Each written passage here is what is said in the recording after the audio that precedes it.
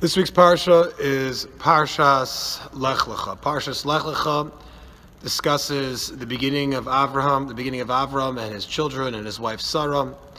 And in the Parsha it talks about Sarah's maidservant Hagar.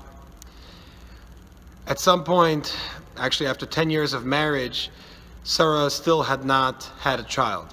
And Abraham and Sarah obviously were in a lot of distress because of that, because to them, since they were the founders of the Jewish nation, without children, how are they to have a legacy in future generations? Sarah recognized this need, and therefore she presented to Avram the idea of marrying her maidservant, which was a common custom in those days. And through her maidservant marrying Avram, she would have a child, so to say. What occurred, though, in the end was that Hagar, because of the fact that she was going to have the children from Abraham, no longer felt subservient to Sarah, no longer treated her master, her owner really, Sarah, as the owner, and she became very detrimental to the emotional state of Sarah. She told neighbors that Sarah wasn't righteous and therefore she wasn't bearing children, and comments of those type. Because of this, Sarah decides that Hagar has to leave the house. She has to be cast out of the house of Avraham, and she has to flee the house of Avraham. On her way to where she was going, and she didn't know where she was going, she is encountered by an angel. The angel tells her that she must return to the house of Avraham despite the circumstances there, and remain, or I should say change to her previous state of being submissive to Sarah as she should. What's interesting about this episode is that Hagar decides to call the place Lecha3, the well where I saw the living God.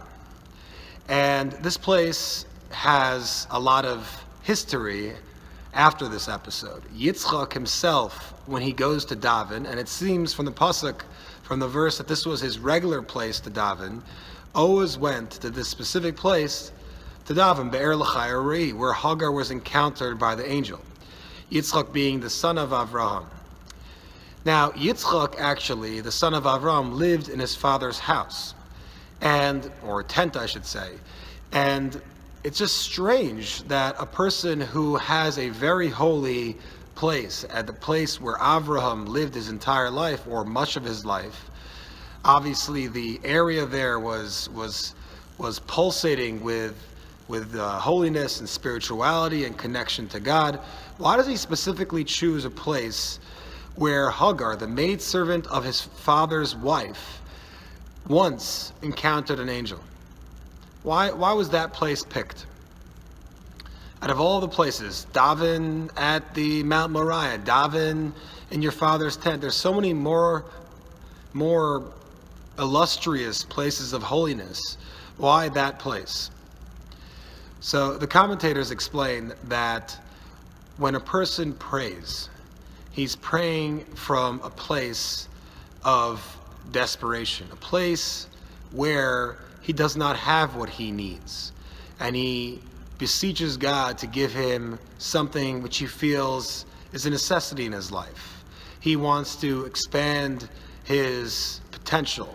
He wants to have the ability to influence. He wants to be successful and confident. In those areas he finds himself lacking. He finds that there's a vacuum within him, and he's asking God to help him be successful.